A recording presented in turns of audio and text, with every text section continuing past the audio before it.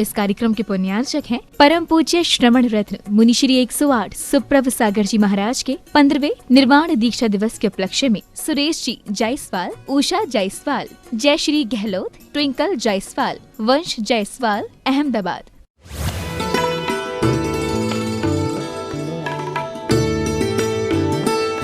धन्य कुमार ने धनपाल के घर में जन्म लिया। इसी उज्जैनी, इसी अवंती नगरी की बात है, सत्य घटना है। ये अकृत पुण्य धनपाल और धन्य कुमार की कथा चल रही। उस पर्याय में अकृत पुण्य था, देव बना और वहां से च्युत होकर जैसे ही जन्म हुआ, जन्म के बाद पहले जमाने में क्रियाएं होती थी कुछ, आज तो अस्पताल में जन्मते और मरते भी अस्पताल ही में है। पहले घर में जन्म होता था, और जब भी जन्म होता था, घर में जन्म होने के बाद जब बालक का जन्म होता था, उसकी नाल काटने पर जहाँ जिस स्थान, जिस घर में, जिस भूमि में जन्म होता था, वही नाल गाड़ी जाती थी। नाल जानते ना, नाभि की और माँ की नाल जुड़ी हुई रहती है बचपन में, वो काट कर वही भूमि में गाड़ी जाती थी। जहाँ उस धनपाल सेठ के घर में जन्म हुआ, वहाँ जन्म जिस स्थान पे हुआ, नाल गाड़ने के लिए गड्ढा खोदा गया। सुनना लोहिया जी, सुनना, जहां नाल गाड़ने के लिए गड्ढा खोदा गया, वह हीरे जवाहरात रत्नों से भरा हुआ एक घड़ा मिला था। हीरे जवाहरात से आपके घर में पता नहीं। जिस स्थान पर नाल गाड़ने के लिए गड्ढा खोदा गया, वह घड़ा निकल आया। कुछ समय बाद जैसे ही वह थोड़ा सा बड़ा होता है, अभी तो सुनो क्या फल है दान का। मात्र देव की भोग पर्याय नहीं, मनुष्य बनकर भी उसने ऐश्वर्य को नवनिधि तक भोगने का पुरुषार्थ किया। मात्र एक बार। कितनी बार सेठी जी? मात्र एक बार निर्ग्रंथ के दान की अनुमोदना, पर सच्चे श्रद्धा भाव और समर्पण से इतना सुख, इतना सुख, इतना सुख कि खेल खेल में बच्चों के साथ वह खेत में गया। वहां हल रखा था, प्रतिदिन भूमि पर हल चल रहा था, पर खेत वाले को कुछ नहीं मिला। उस दिन हंसी हंसी में, खेल खेल में उसने कहा कि मैं आज हल चलाता हूँ, देखता हूँ कैसे चलता है। और जैसे ही हल चलाने लगा, जहाँ कुछ कदम ही वो चला होगा, पुनः वहां बहुत बड़ा घड़ा हीरे जवाहरात से भरा हुआ उसके हल में अटक गया। हल आगे नहीं बढ़े। सबने, किसानों ने निकाला, और यही स्वाभाविक सी बात होती है, जिस भूमि में निकलता है मालिक वो होता है। वो तो धन्य कुमार जा रहा था लौट के, उसे तो कोई लेना ही देना नहीं था, पर किसान ने कहा नहीं, मैं बरसों से इस खेती में किसानी कर रहा हूँ, प्रतिदिन हल चलाता हूँ, पर कभी कुछ नहीं मिला। आज ये मिला है, इस बालक के पुण्य से मिला है। वो घड़ा भी उसको दे दिया। अभी तो सुनो, अभी तो सुनो, अभी तो सुनो, कैसे कैसे घटनाक्रम उसके जीवन में बनते गए। मात्र निर्ग्रंथ को निर्विकल्प भावों से दान देने की अनुमोदना है। माता, वो आपने कितनी बार बास्केटबॉल खेलते हुए मुनिराज के हाथ पर ग्रास पटका और भगा? हाँ, सही कह रहा हूं। दादा उन्हें तो पड़ी रहती कि पटको, और महाराज का शोधन नहीं होता, और थोड़ा सा महाराज खोज लेना तो 10-20 लोग तो ऐसे ढीले होके भाग जाते। यही भैया हम पे ना मने आए, भाग जाओ। तो पटकना है नहीं, श्रद्धा चाहिए, समर्पण चाहिए, विश्वास चाहिए, और भावों की विशुद्धि चाहिए। जितनी जितनी जितनी ज्ञानी हो तुम्हारी भावों की विशुद्धि विशेष होगी ना, उतना उतना विशेष फल तुम्हें मिलता रहेगा। क्यों नहीं मिला आज तक? क्यों नहीं मिला आज तक? क्योंकि हमने उतनी श्रद्धा, भक्ति, समर्पण के साथ दान देना शायद सीखा ही नहीं। उस बालक ने मात्र अनुमोदना की थी, बालक ने मात्र अनुमोदना की थी। वह धनपाल सेठ ने, वह बेटे को धन्य कुमार की इतनी प्रशंसा, वाहवा हो रही है, सब जगह ऐसा कीर्ति, लोग मिलने आ रहे हैं, कितना पुण्यात्मा, कितना पुण्यात्मा। पिता ने भी सोच लिया, भाइयों के उलाहना देने से, एक भाई नहीं थे उसके, और भी भाई थे साथ, सब उलाहना देते थे, कुछ करता नहीं है, कुछ धरता नहीं है। माँ फालतू में उसकी प्रशंसा करती, पिता भी उसके गुण गाते रहते, पूरे लोग गा रहे। अब ईर्ष्या तो किसको नहीं होती? सबको ईर्ष्या होती है, भाइयों को ईर्ष्या हो गई। पिता ने एक दिन परीक्षा करने का निर्णय कर लिया। 100 दिनार चलती थी, 100 दिनार उसके हाथ में दे दी, और जो उसका व्यापार करने का स्थान था पिता का, उस पे वहाँ उसको गद्दी पे बिठाया और कह दिया कि मैं कुछ काम से जा रहा हूँ बेटा, बाकी भाई अपना काम कर रहे, तो यहाँ बैठे बैठे एक काम कर लेना कि ये 100 दिनार है, इसको किसी को देना, और उसकी जो सामग्री तुम्हें अच्छी लग रही है वो तू खरीद लेना। उसे व्यापार सिखाना था। बेटे को समझ में आया। उसने कहा बेटा फिर वो मिलने के बाद और तुम्हें कुछ और अच्छी लगी तो वो दे के वो ले लेना, वो दे के वो ले लेना। भोजन का जब तक समय नहीं हो रहा तब तक तुम्हें यही करना है। उसने कहा ठीक है, यही करना है, बहुत अच्छी बात है। पहला व्यक्ति आया, एक बैलगाड़ी भरकर बहुत सारे अनाज का सामान, अनाज लेके जा रहा था बैलगाड़ी में भर के। उसे लगा कि इतनी बड़ी बैलगाड़ी है, हम पूरी बैलगाड़ी खरीद लेते। 100 दिनार थी। 100 दिनार की आवश्यकता नहीं थी, पर जैसे उसे रोका और पूछा कि भाई देगा क्या, उसने व्यापारी ने पूछा कितना देगा। वो कहता है भाई मेरे पास 100 दिनार है, मैं पूरी दे दूंगा, इससे ज़्यादा नहीं है। वो तो पागल हो गया, उसकी कीमत तो 2-4 दिनार की थी, सोने की दिनार। कहता हाँ ठीक है।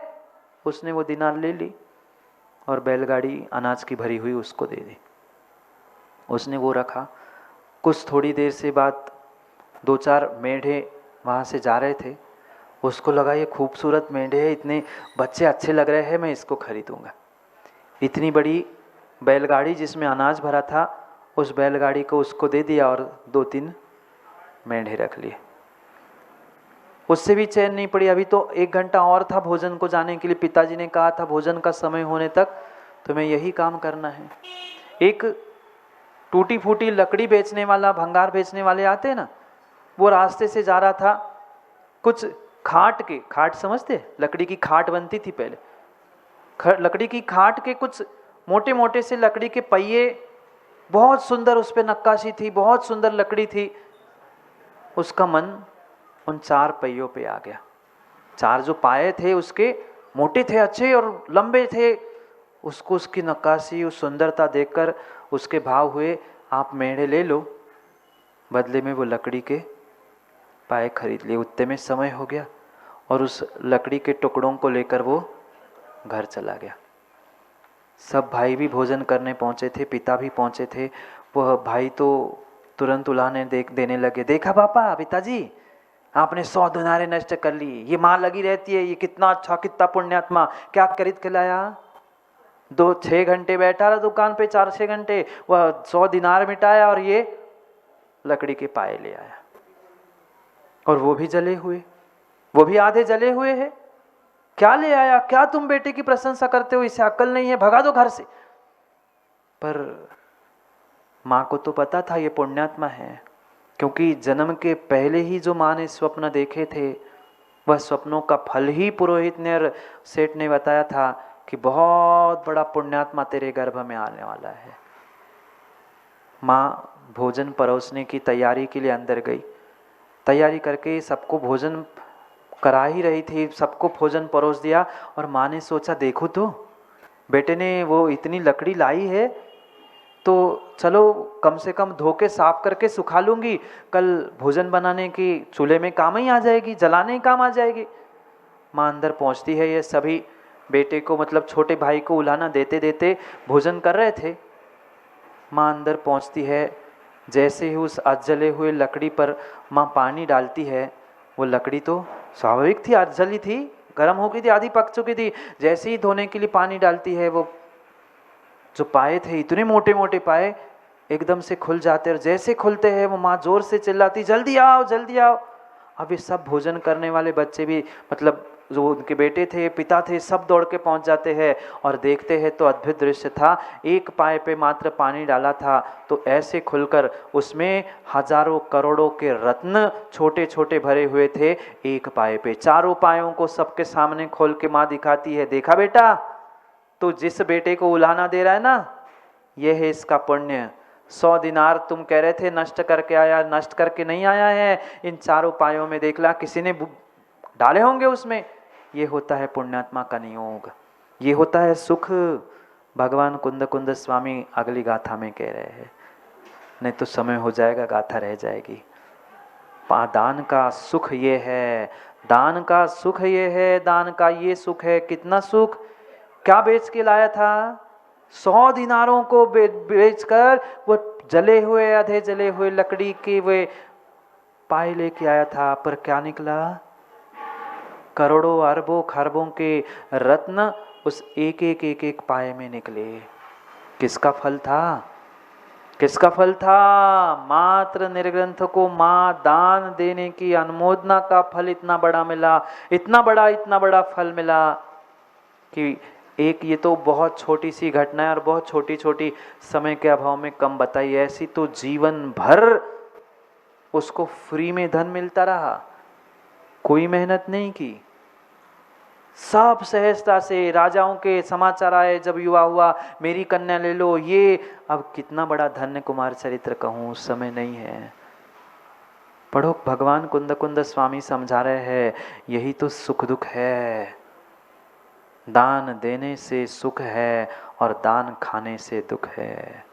अभी देने से क्या कह रहे हैं पढ़ते हैं, फिर खाने की बात बाद में करते हैं। पढ़ो गाथा नंबर 30 और गाथा नंबर 31, ग्रंथ आपके सामने है, सब मिलकर मेरे बाद में पढ़ा। धन धन्नादि समिधे सुहम जहा होदि सब जीवाणम, मुनिदानादि समध्ये सुहम तहा तम विना दुखम। पढ़ो, और एक पढ़ना है। पत्त विना दानम च सुपत्त विना बहुधनम महाखेतम, चित्त विना वय गुण चारितम निकारणम जाने। धन धन्नादि समिधे, धन धान्य आदि से समृद्ध, सुहम जहा होदि सब जीवाणम, ये साधन सुख, सुख के साधन किससे मिले? मुनिदान समिधे। पढ़ो पढ़ो, मुनि के दान के, मुनि दान यानी मुनि को दान नहीं करना, नहीं तो आज के समाज है मुनि को दान कर दे, ले महाराज को दान दे दिया, दूसरे समाज को नहीं।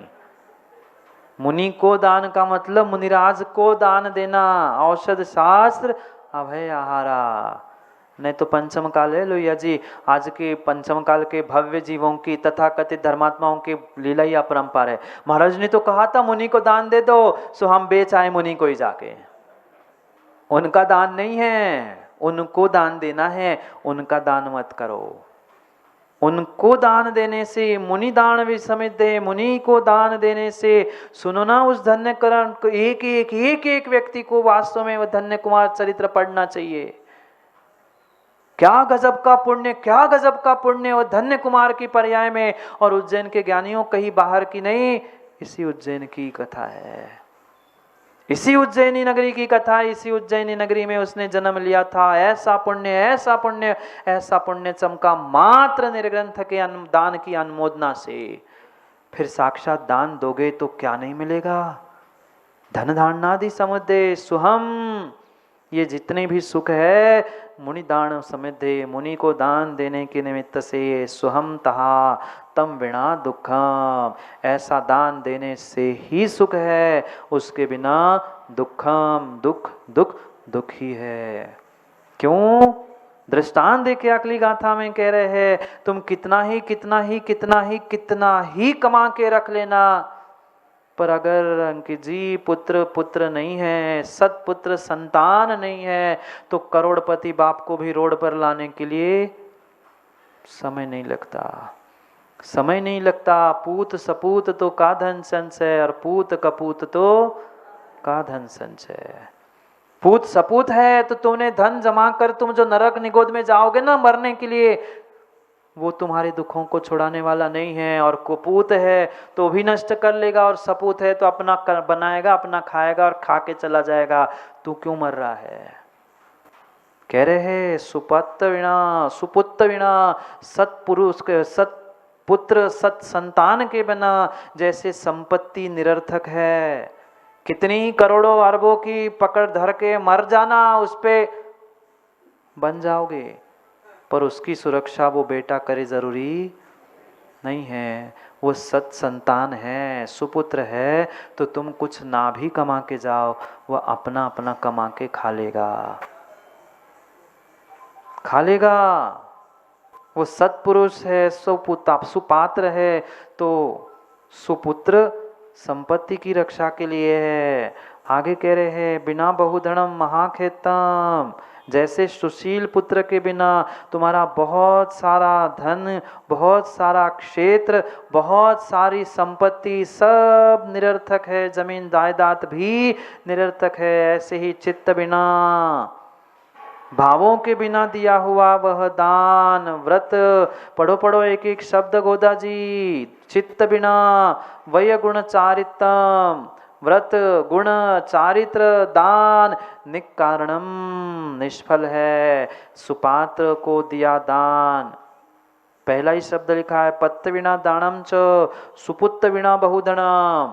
सुपात्र को दिए गया दान, सुपुत्र के बिना इकट्ठा किया गया धन निष्फल है।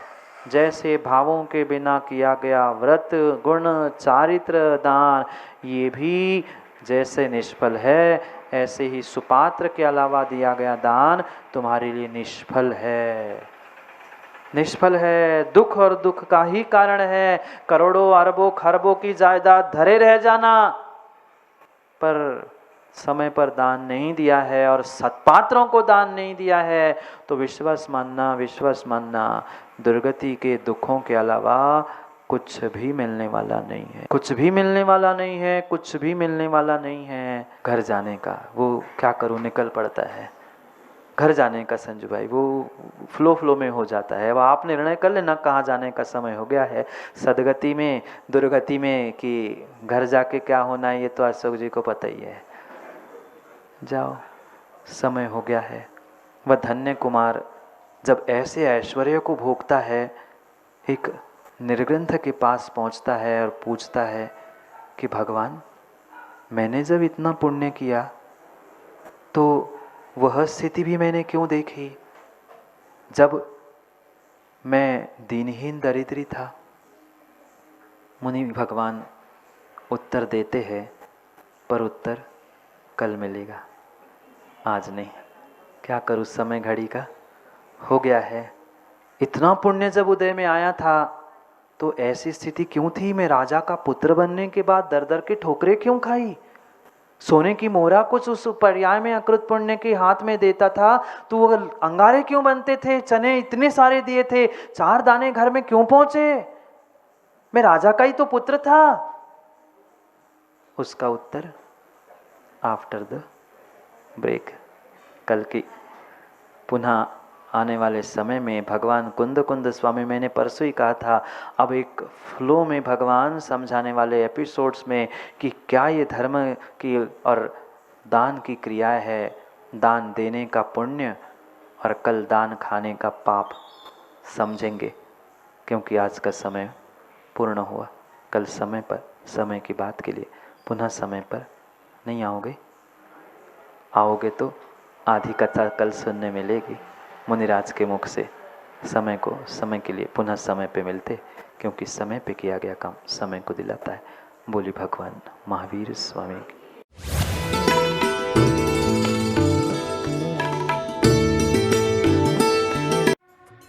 इस कार्यक्रम के पुण्यार्चक थे परम पूज्य श्रमण रत्न मुनि श्री 108 सुप्रभ सागर जी महाराज के 15वें निर्वाण दीक्षा दिवस के उपलक्ष्य में सुरेश जी जायसवाल, उषा जायसवाल, जय श्री गहलोत, ट्विंकल जायसवाल, वंश जायसवाल, अहमदाबाद।